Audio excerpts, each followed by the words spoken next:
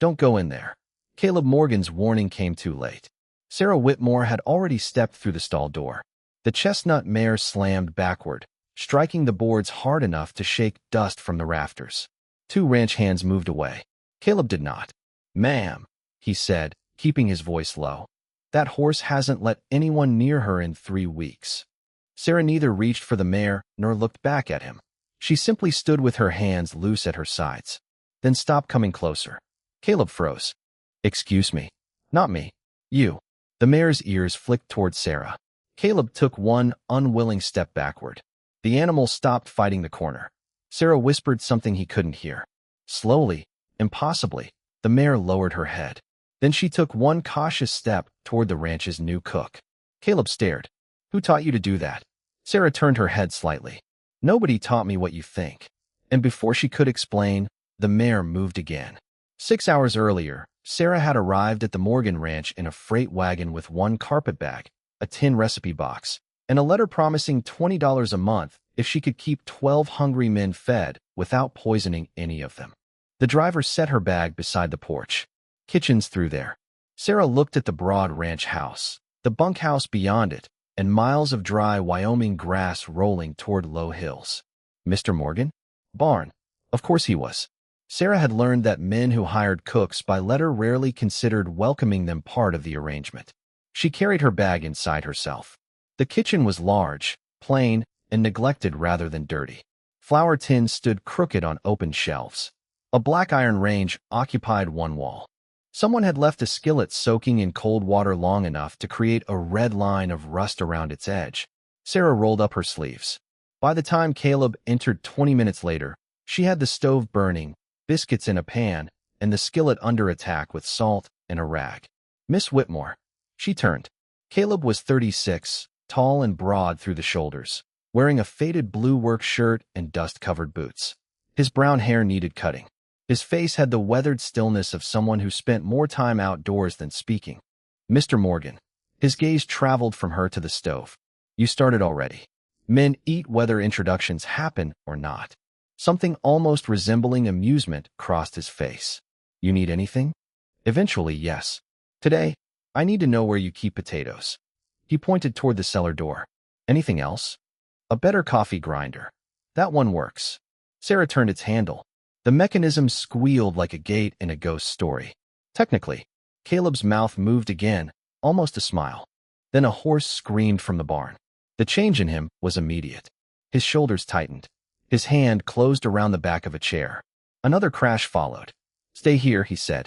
Sarah watched him cross the yard at a pace just short of running. She returned to the biscuits, but the next sound stopped her. The sharp crack of wood followed by a man shouting, "Easy, girl." Sarah went to the kitchen window. Caleb stood outside a stall with two ranch hands. Inside, a chestnut mare paced in tight circles, white showing around her eyes. Caleb moved toward the gate. The mare recoiled. He stopped. Even from the house, Sarah could see his jaw tighten. He tried again, slower. The horse backed harder. "What happened to her?" Sarah asked later when one of the hands came for water. The young cowboy glanced toward the barn before answering. "That's Willow. Used to follow Mr. Morgan around like a dog." "Used to." The cowboy rubbed the back of his neck. "There was an accident 3 weeks ago. Since then, she won't let him near. Only him. Mostly everybody now." Sarah looked through the window again. Caleb stood alone beside the corral fence. Willow had moved to the farthest corner from him. He held a halter in one hand, but his grip was so tight the leather had folded against his palm. Sarah recognized that kind of stillness. It was not calm. It was a person holding himself together so fiercely that everything nearby could feel the strain. She said nothing. By late afternoon, stew simmered on the range, and the ranch hands had begun drifting toward supper. Then another violent crash came from the barn. Sarah set down her spoon. "Miss Whitmore," one man said as she headed for the door, "Mr. Morgan won't want you mixed up in that." Sarah tied her apron tighter. "I'm not planning to ask him." In the barn, Caleb was facing Willow's stall again. A broken feed bucket lay near the wall. The mare trembled in the corner. "Nobody goes inside," Caleb ordered. Sarah stopped beside him. "Has anyone tried standing still?" He turned toward her. "This isn't kitchen work." "No." Sarah looked at Willow. "It isn't." Caleb reached for the latch. The mare jerked backward before he had even opened it. Sarah saw his face change, not anger, but something that hurt more. She quietly placed her hand over the latch before he could lift it. Caleb stared at her fingers, then at her. What are you doing? Sarah opened the stall door. Seeing what she's afraid of, Sarah stepped into the stall and pulled the door nearly closed behind her, leaving enough room to retreat if Willow panicked. Caleb's hand caught the top rail. Miss Whitmore, come out. Not yet. That mare can kick through oak. Then I won't stand behind her. Sarah moved no farther. Willow pressed herself against the back boards, nostrils wide, muscles trembling beneath her chestnut coat.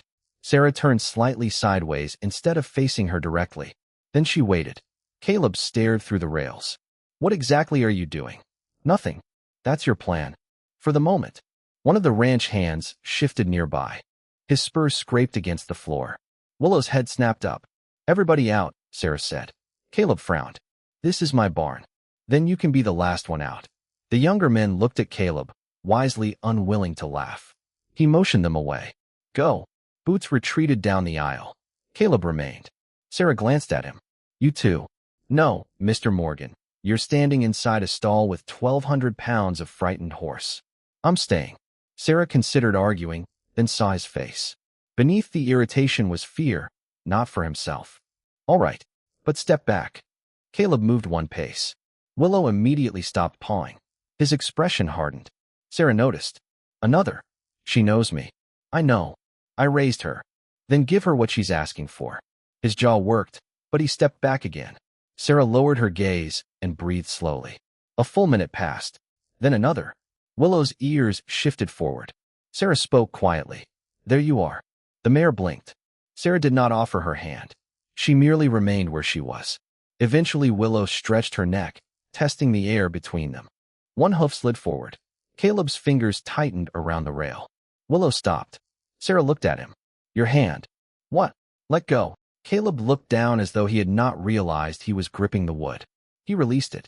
Willow took another step. This time Sarah lifted one hand, palm low and open, but stopped well short of the mare's nose. Willow closed the remaining distance herself. Her breath warmed Sarah's fingers. Behind the rail, Caleb went perfectly still. Sarah touched nothing. After several seconds, Willow sniffed her palm and lowered her head. That's enough, Sarah murmured. She backed toward the door before the mare could feel trapped. Caleb opened it for her. Sarah stepped into the aisle. You could have been hurt. His voice was controlled, but only barely. Yes. That answer seemed to anger him more than an excuse would have. And you did it anyway? I thought she needed somebody to stop asking something from her. Caleb's eyes shifted toward Willow. You think that's what I've been doing? Sarah untied her apron and brushed straw from the skirt of her plain brown dress. I think she starts backing away before you touch the latch. She was different before the accident. I believe you. You don't know anything about what happened. No, Sarah met his eyes. But she remembers it. Caleb's face closed. For a moment, Sarah thought he might order her off the ranch before she had served her first supper. Instead, he looked into the stall. Willow watched him from several yards away. I've handled horses since I was 6. Then you know frightened animals don't care how much experience a man has. And cooks do. Sarah's mouth twitched. Cooks know you can't hurry bread, beans, or frightened creatures. Caleb almost smiled despite himself. That's some kitchen philosophy. Free with supper. A bell sounded faintly from the ranch house. The small-timer Sarah had left near the stove. Her eyes widened. My biscuits. She hurried from the barn. Caleb watched her go, then looked back at Willow. New cooks giving orders already, he muttered. Willow flicked an ear. Supper that evening was quieter than Sarah expected. 12 men demolished beef stew, potatoes, and 2 pans of biscuits with the concentration of soldiers under fire. Caleb sat at the end of the table. He spoke little, but Sarah caught him watching her twice. After the men left, he carried his plate to the wash basin instead of abandoning it on the table. Peace offering? Sarah asked. Payment for the philosophy. That was free. Nothing useful is. She looked at him carefully. That sounds like experience talking. Caleb set the plate down. Willow belonged to my younger brother. Sarah waited, but he said nothing more. The silence changed shape. Is he still here? She asked gently. Caleb's eyes dropped to the water. No. He turned before she could ask another question. Good night, Miss Whitmore. Long after the kitchen lamps were extinguished, Sarah woke in her small upstairs room to the sound of a barn door opening. She crossed to the window. Moonlight silvered the yard. Caleb stood outside Willow's stall alone. He did not enter. He simply rested one hand against the door and remained there. Inside, the mare shifted backward. Even at that distance, Sarah saw Caleb notice. This time he did something different. He removed his hand and stepped away. At breakfast the next morning, Caleb said nothing about the barn. Sarah said nothing about seeing him there. She poured coffee while the ranch hands attacked fried potatoes, eggs, and thick slices of bread, and Caleb sat at the end of the table with the expression of a man determined to make silence look ordinary. "Best breakfast we've had since Mrs. Talbot left," one cowboy announced. Sarah pointed her serving spoon at him. "Flattery earns no second helping." "Then I take it back." Too late. Laughter moved around the table. Caleb lowered his coffee cup, hiding the beginning of a smile.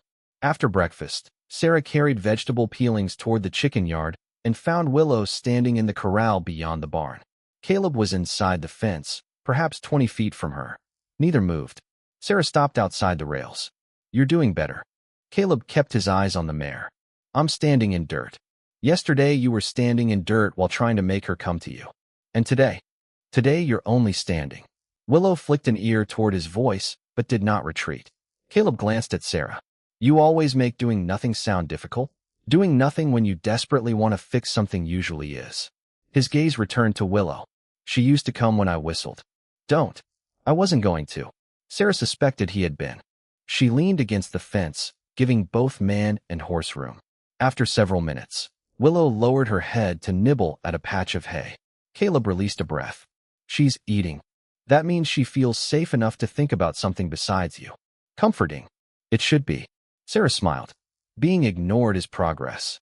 Caleb looked almost offended, but he stayed where he was. Later that afternoon, he appeared in the kitchen carrying a sack of onions. Supply wagon came. Sarah took the sack. "Thank you." He remained near the doorway. "You knew horses before you came here." It was not a question. Sarah began sorting onions into a wooden bin. "Some. Yesterday you said nobody taught you."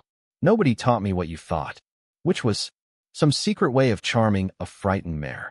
Caleb folded his arms. "You walked into her stall, and she approached you. After I stood there long enough to become boring. Most people aren't that patient." Sarah placed another onion in the bin. "My father kept carriage horses outside St. Louis. I grew up around them." "He teach you?" Her hand slowed.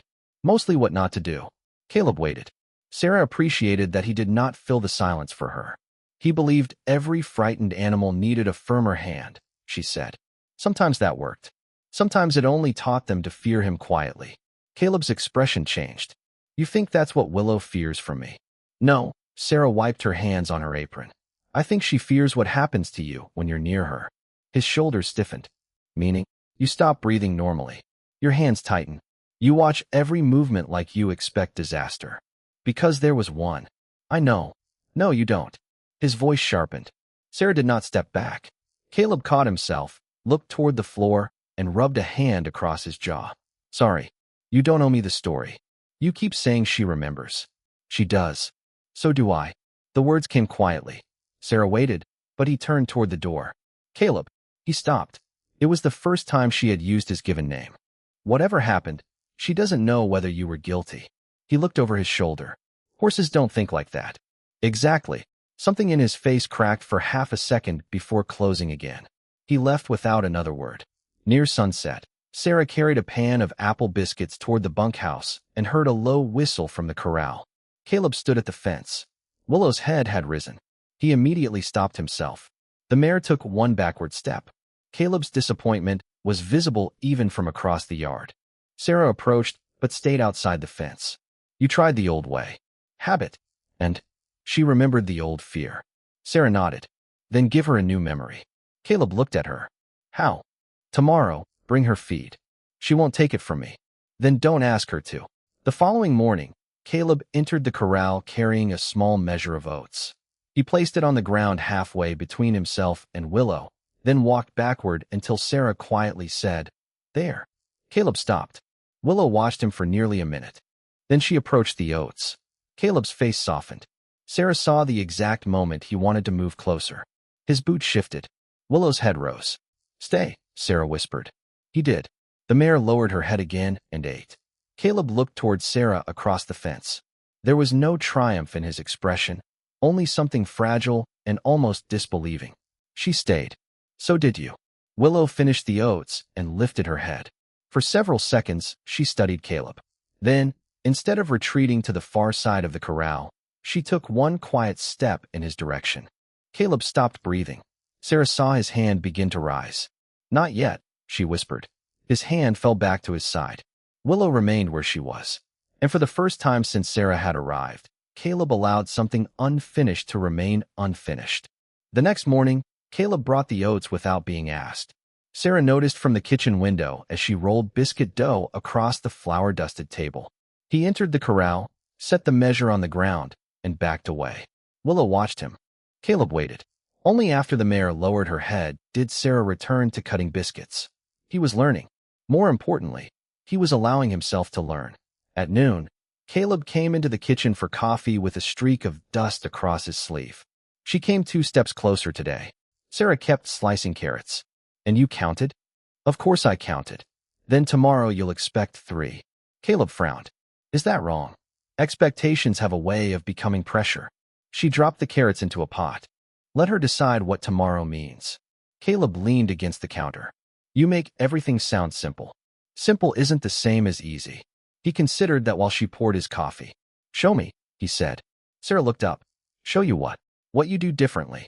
She almost told him there was nothing to show. Then she saw the seriousness in his face.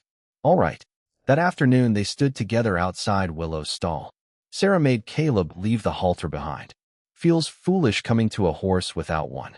Are you planning to catch her? No, then you don't need it. He looked at his empty hands. What do I do with these? Nothing. You enjoy that word too much. You dislike it too much. Sarah entered the stall first, but stayed near the doorway. Willow watched her without retreating. Caleb remained outside. Now come in, Sarah said. His boot crossed the threshold. Willow's head rose immediately. Caleb stopped. Look at her shoulder, Sarah said. Not her eyes. Why? Because you're staring like you're waiting for her to fail. He lowered his gaze. Turn a little sideways. Caleb obeyed. Now breathe. He gave her a look. I know how. Your horse disagrees. Despite himself, Caleb laughed once under his breath. The sound loosened something in the stall. Willow's ears moved forward. Sarah noticed Caleb notice. Don't reward yourself by moving closer. Wasn't going to. You were thinking about it. Can you read minds too? Only stubborn ones. They stood there until the quiet became ordinary. Then Willow lowered her head. Caleb's shoulders softened. Sarah stepped backward toward the door. Stay, she told him. His eyes snapped toward her. You're leaving? I'll be right outside. She trusts you. That's why I shouldn't be the reason she stays calm. Caleb looked toward Willow again.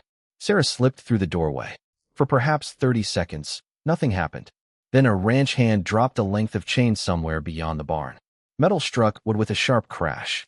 Willow jerked backward. Caleb's hand shot toward the stall door. Easy. The word came too hard. Willow recoiled farther. Sarah saw panic flash across Caleb's face. Caleb. He stopped. Don't chase the moment you lost. His chest rose and fell. Slowly, he let his hand fall. Then he backed toward the door. Willow stopped retreating. Caleb stepped into the aisle. I ruined it. No, she was calm until. And then something frightened her. That isn't failure. He stared into the stall. Feels like it. Sarah studied him. You're not only trying to teach Willow that she's safe. Caleb's eyes moved toward her. What's that supposed to mean? You're trying to prove something. His expression closed. To who? Sarah asked. Her? Yourself? Your brother? Caleb went still. For the first time since she had arrived, Sarah wished she could take words back. I shouldn't have said that. No, his voice was quiet. You shouldn't have. He walked toward the barn doors. Sarah let him go. At supper, Caleb's chair remained empty. Nobody commented on it. Sarah saved him a plate anyway. Nearly an hour after the other men left, he entered the kitchen. His face looked tired rather than angry. Sarah pushed the covered plate toward him. Still warm. Caleb sat. For several minutes. Only the scrape of his fork disturbed the room. Then he said, his name was Daniel. Sarah remained at the wash basin. My brother. She turned. Caleb stared at his plate. Willow was his horse before she was mine. 3 weeks ago, Daniel came back to help move cattle before a storm. His fingers tightened around the fork. Something happened on the north ridge. Sarah waited. Caleb swallowed. And I've been trying to make Willow forgive me for it ever since. Caleb, he lifted his eyes. The trouble is, I don't know whether I deserve her forgiveness. Caleb kept his eyes on the plate. Sarah dried her hands and sat across from him, leaving the table between them. What happened on the north ridge? He rubbed his thumb along a scratch in the wood. We were bringing strays down before the storm. Daniel was riding Willow. Wind came up faster than expected. He paused. There's a narrow cut above the creek. I told him we could push through before the rain. Sarah waited. A branch came down behind us. Willow spooked. Daniel lost his seat. Caleb swallowed. His leg caught under her when she went down. Was he badly hurt? Broken leg. Cracked ribs.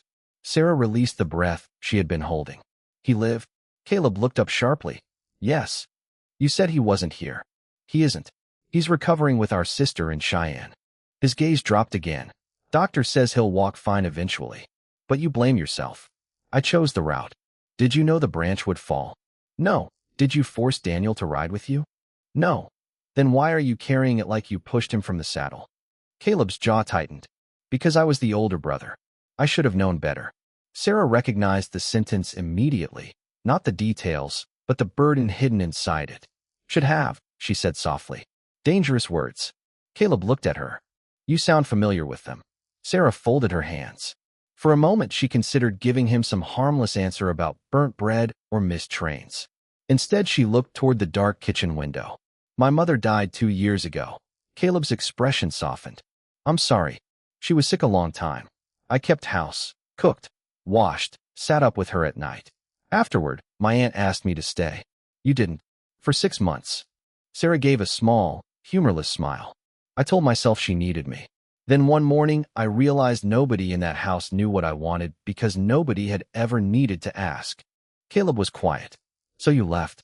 Eventually. Was that hard? Harder than staying. She traced the rim of her coffee cup. When people praise you for being useful long enough, you can start believing usefulness is the price of having a place at the table.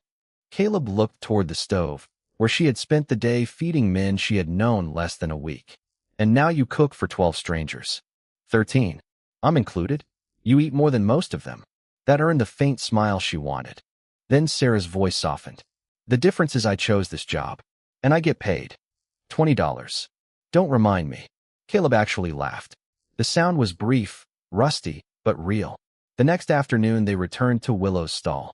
Caleb stopped outside the door. No halter, Sarah observed. I can learn. I was beginning to wonder. He gave her a sideways look and entered.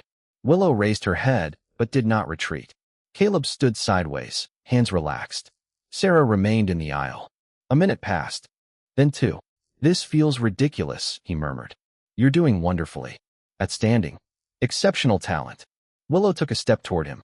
Caleb's breath changed. Sarah saw his fingers curl and then deliberately loosen. Another step. The mare was still several feet away, but Caleb's eyes had already brightened. Don't make it mean too much, Sarah whispered. He frowned slightly. How can it not? Because if every step forward becomes forgiveness, every step backward becomes punishment. Caleb looked at Willow for a long moment. Something in his face eased. She doesn't owe me anything. No, Sarah smiled gently. That's why trust matters when she gives it. Willow lowered her head. Caleb remained still.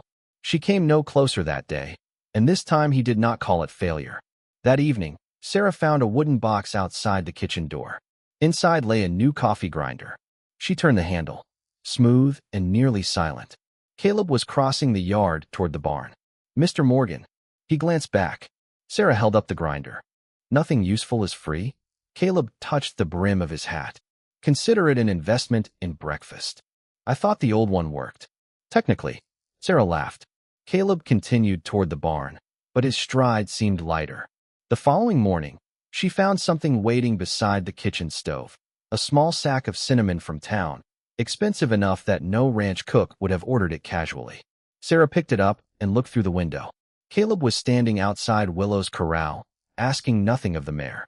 Willow stood closer to him than she had the day before. Sarah smiled, then noticed Caleb turn toward the kitchen as though he could feel her watching. Their eyes met across the yard. Neither looked away immediately, and for the first time, Sarah wondered whether the trust returning to the ranch belonged only to the horse. The cinnamon appeared in breakfast the next morning, dusted over warm apples Sarah had cooked down with brown sugar. One of the ranch hands took a bite and closed his eyes. Miss Whitmore, if Morgan ever fires you, I'm leaving with you. Finish chewing before you make life decisions, Sarah said. At the end of the table, Caleb looked suspiciously pleased with himself. Good cinnamon? He asked. Acceptable. Cost me 40 cents. Then considerably more acceptable. The men laughed, and Caleb's smile remained even after he lowered his coffee cup. Later, Sarah found him beside Willow's corral with a handful of oats. The mare stood perhaps 10 feet away. You're early, Sarah said. She was waiting at the fence. For breakfast. I choose to believe it was for me. Sarah leaned against the rail. Dangerous thinking. Caleb opened his palm, but did not extend it. Willow watched him. Yesterday, she came closer. Yesterday is over. You have a saying for everything? Occupational hazard. Caleb waited. Willow took one step. Then another. He did not move. Sarah watched his shoulders and saw tension gathering there. Breathe. Caleb exhaled slowly. Willow came closer. 5 feet. 3. Her nostrils worked as she smelled the oats. Caleb's hand trembled once. Sarah noticed, but said nothing. The mare stretched her neck. For a moment, Sarah thought Willow would retreat. Instead, her muzzle touched Caleb's palm. He went utterly still. Willow took the oats. Caleb's eyes closed for half a heartbeat. When he opened them, they were bright. Sarah. It was the first time he had called her by her given name. She smiled. I saw. Willow took another mouthful, then stepped away. Caleb let her. That mattered more than the feeding. You didn't follow her, Sarah said. Wanted to. I know. But I didn't. I know that too. He looked at his empty palm. 3 weeks ago I would have caught her halter and called this fixed. And now I think she gets to decide when it's fixed. Sarah felt warmth rise unexpectedly beneath her ribs. That sounds almost patient. Don't spread it around. Their eyes met, and neither looked away quickly. That afternoon, Caleb repaired the loose hinge on the pantry door while Sarah kneaded bread. You don't have ranch work? She asked. This is ranch work. My pantry hinge threatens the cattle. Could become serious. Terrifying. He tightened the final screw. There. Sarah tested the door. It swung silently. Thank you. Caleb remained beside the counter. Daniel wrote. Sarah stopped kneading. How is he? Walking with a cane. Says my sister is trying to feed him to death. Promising. Caleb smiled faintly. He asked about Willow. Sarah waited. I haven't answered yet. Why? Caleb rubbed sawdust from his thumb. Because I don't know what to tell him. Tell him what happened this morning. That she ate oats? From your hand. Caleb looked toward the window. Feels too small. Sarah pressed the dough beneath her palms. Small things are usually where trust starts. Is that another kitchen philosophy? That one costs 40 cents. He laughed. Then his expression softened. You know, you never answered something. What? Why you left your aunt's house instead of finding another family that needed you? Sarah's hand stopped. Because I was tired of being needed. Caleb said nothing. That sounds cruel. No, it felt cruel. She wiped flour from her fingers. My aunt wasn't a bad woman. She was grieving too. But every kindness I gave became something expected the next morning. Eventually, I couldn't tell whether anyone wanted Sarah or simply wanted what Sarah could do. Caleb's gaze settled on her. I hired you to cook. You did. That sounded better in my head. Sarah laughed softly. It's a job. Jobs are honest. $20 for meals, bread, coffee, and preventing grown men from living entirely on beans. Seems underpriced. Finally, something we agree on. Caleb's smile faded into something gentler. For what it's worth, I think they'd notice if you stopped talking too. Sarah looked at him. The room became unexpectedly quiet. Would you? She asked. Caleb did not answer immediately. He did not hide behind humor either. Yes. One word. Nothing more. It was enough to make Sarah look down at the bread before he could see too much in her face. That evening, Caleb finally wrote Daniel. Sarah saw him at the dining table after supper, carefully forming words beneath the lamplight. When he finished, he folded the letter and carried it toward the door. What did you tell him? She asked. Caleb paused. That Willow ate from my hand. And his fingers rested on the envelope. That I'm beginning to understand she wasn't the one who needed forgiving. He stepped outside before Sarah could answer. Through the open doorway, she watched him cross toward the barn. Willow stood near the corral fence. Caleb stopped several feet away. He carried no oats this time. No halter. Nothing to offer. Willow lifted her head. Then, slowly, she walked toward him anyway. Willow stopped 3 feet from Caleb. He stood beside the corral fence with Daniel's letter still in his hand, saying nothing, asking nothing. The mare stretched her neck toward him, then lowered her head. Caleb smiled. He did not touch her. From the kitchen doorway, Sarah watched him choose patience over the comfort of proof. The next morning, a hard western wind swept across the ranch. Sarah had just pulled bread from the oven when a sharp crash came from the barn. A second later, Willow screamed. Caleb was out of his chair before anyone else moved. Sarah followed him across the yard. Inside the barn, a loose shutter had slammed against the wall. Willow spun inside her stall, striking the boards with one shoulder. Caleb reached the door first. Easy, girl. He opened it and stepped inside. Willow backed away violently. Caleb's face changed. Sarah saw 3 weeks of progress disappear from his expression in a heartbeat. Caleb, she said. He barely heard her. Easy. Come on. He moved toward Willow. The mare kicked the wall. Caleb. His hand reached for the rope hanging beside the stall. Sarah understood immediately. He was not trying to hurt Willow. He was trying to control the danger before danger could take someone from him again. Don't, Sarah said. She'll hurt herself. Maybe. I can get the rope on her. And then what? Caleb looked at her sharply. Another gust struck the shutter. Willow reared halfway, then dropped hard onto all 4 hooves. Caleb grabbed the rope. Sarah did not enter the stall. You're back on the ridge. His hand stopped. What? You're not seeing Willow. You're seeing Daniel fall. This isn't the time. It's exactly the time. Willow pressed herself against the far wall. Caleb looked from the rope to the mare. His breathing was fast. If I do nothing and she gets hurt, standing still isn't doing nothing. Sarah kept her voice level. Give her room to discover the danger is over. Caleb's fingers slowly opened. The rope dropped into the straw. He backed toward the door. Willow continued trembling. Sarah reached outside the stall and secured the loose shutter. Then she returned to Caleb's side. Now wait. She's terrified. So are you. He looked at her. Sarah held his gaze. That doesn't make either of you dangerous. It means neither of you should make the next decision from fear. Caleb swallowed. They waited. After several minutes, Willow stopped pressing against the wall. Her head lowered slightly. Caleb released a long breath. Then the mare took one cautious step away from the corner. There, Sarah whispered. Caleb's eyes filled with relief. Willow did not approach him, but she no longer tried to escape. Caleb stepped completely out of the stall. Enough for today, he said. Sarah smiled. Yes. He looked down at the abandoned rope. I nearly did it again. But you didn't. Because you stopped me. No, Sarah shook her head. I said your name.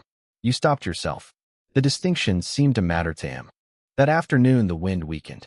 Sarah found Caleb repairing the shutter properly with new hinges. That thing isn't frightening anybody again, he said. There's the rancher I expected. Meaning, you finally found something you're allowed to fix. He laughed. I walked into that one. Sarah handed him a nail he had dropped. Their fingers touched. Neither pulled away immediately. Caleb's expression changed, becoming quieter. Sarah. Yes. He seemed about to say something, but hoofbeats sounded outside. A rider entered the yard carrying a mail pouch. Caleb stepped back. Mail from Cheyenne, the rider called. Caleb took the small bundle. One envelope stopped him cold. Sarah recognized Daniel's handwriting from the letter Caleb had sent. He opened it beside the barn. His eyes moved quickly across the page, then stopped. What is it? Sarah asked. Caleb read the final lines again.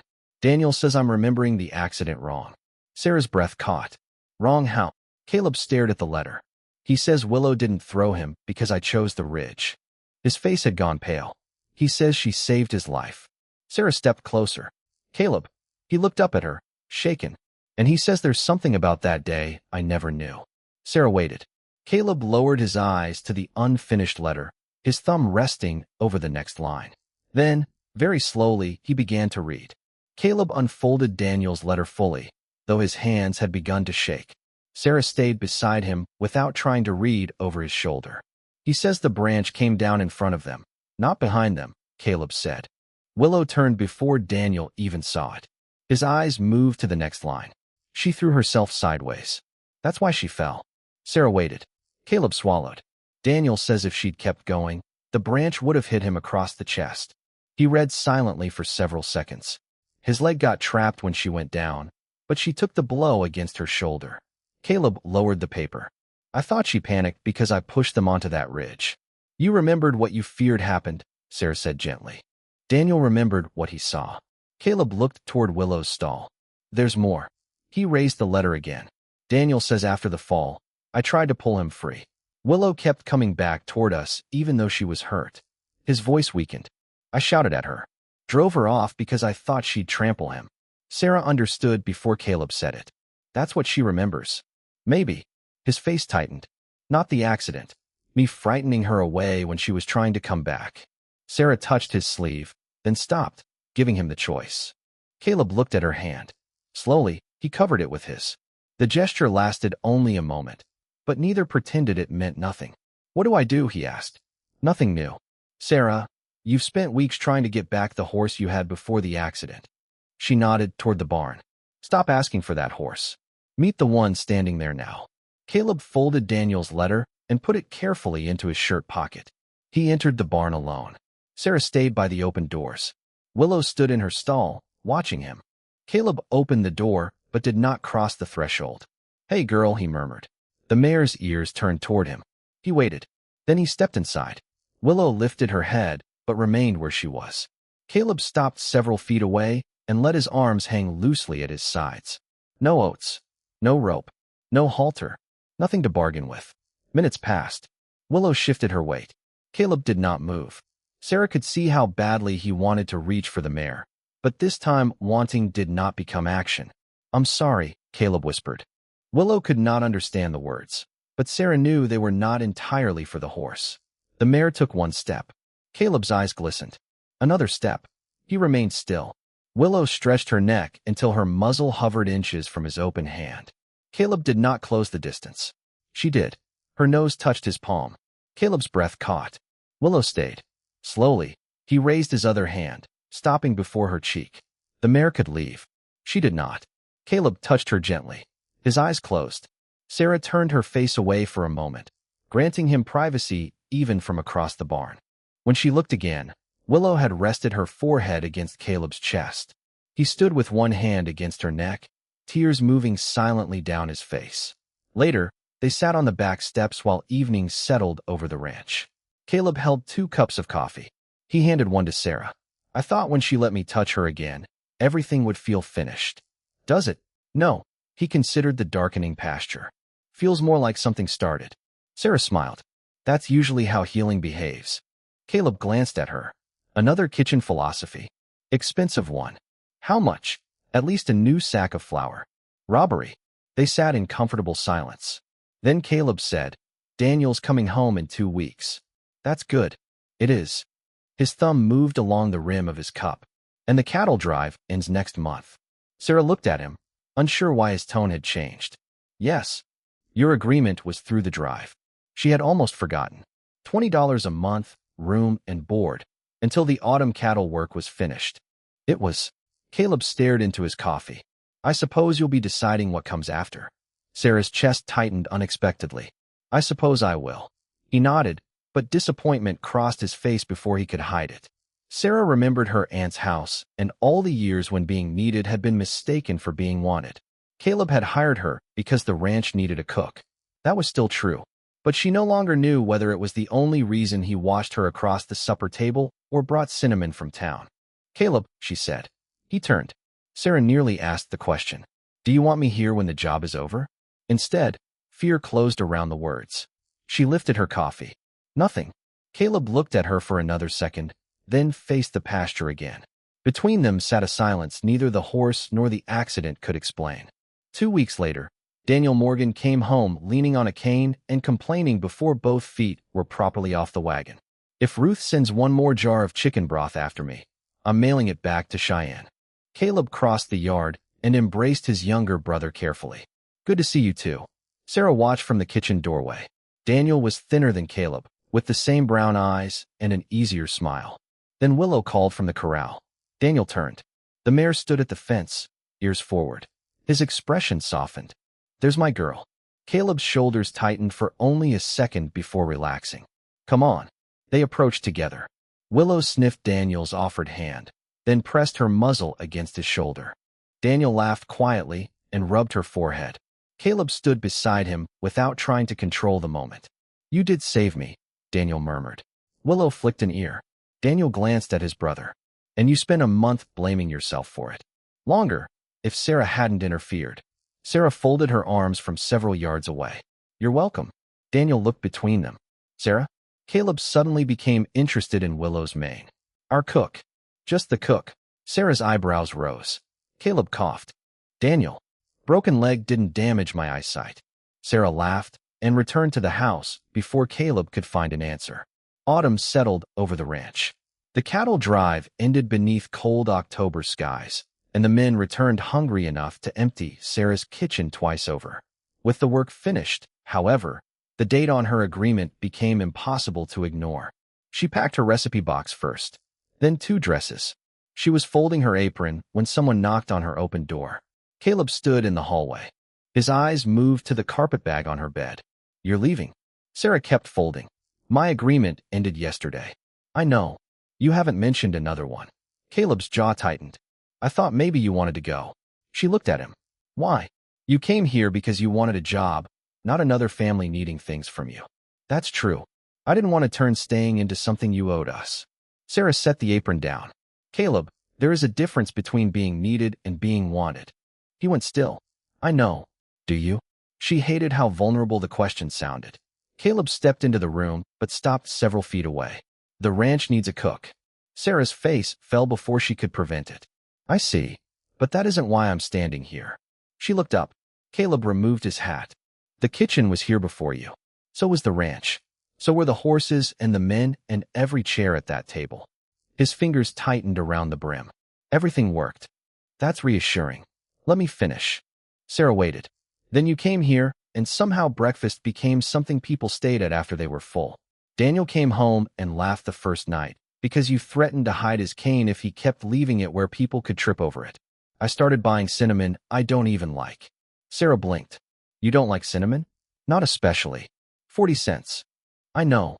A smile almost broke through her tears. Caleb stepped one pace closer. I don't need you to stay because you cook. I want you to stay because when you're in a room, I find reasons not to leave it. Sarah's breath caught. That's a very inconvenient thing to say while I'm packing. I've noticed my timing needs work. Considerably. Caleb's expression grew serious. If you want another job, I'll take you to town myself. If you want St. Louis, I'll help you buy the ticket. I won't turn caring about you into another obligation. Sarah stared at the carpet bag. For years she had feared that belonging meant becoming useful enough that nobody could afford to lose her. Caleb was offering something different, the freedom to leave and a reason to stay. She slowly removed the dresses from the bag. What are you doing? He asked. Making a decision. Hope moved across his face. About the job? No, Sarah placed the apron back in the dresser. About where I want to be. Caleb's voice lowered. Here. She looked at him. Here. He took another step, then stopped. Sarah, may I? She closed the remaining distance herself and placed her hand in his. Caleb looked down at their joined fingers as though trust had become something visible. He raised her hand and pressed a quiet kiss to her knuckles. Weeks later, their first true kiss came beneath the barn lantern after Willow calmly walked between them and nearly knocked Caleb into a water barrel. By spring, Sarah still ran the kitchen, but now on wages she had negotiated herself. Caleb had laughed when she demanded $25. Then he paid it. Their courtship grew through ordinary evenings, coffee on the back steps, and long walks beside the pasture. The following autumn, Caleb asked her to marry him at the kitchen table, not because he needed a cook, he carefully explained, but because he wanted every table afterward to have a place for her. Sarah said yes. Years later, Willow grazed in the pasture beyond the house, while children's laughter sometimes drifted from the porch. Sarah never forgot the frightened mare that had let her enter when no one else could come near. But she understood now that Willow had not brought 2 broken people together by magic. She had simply forced them to learn the same lesson. Trust could not be taken, usefulness was not love, and belonging was not a debt. It was the quiet freedom to walk away, and discovering there was somewhere, and someone, you freely chose to return to.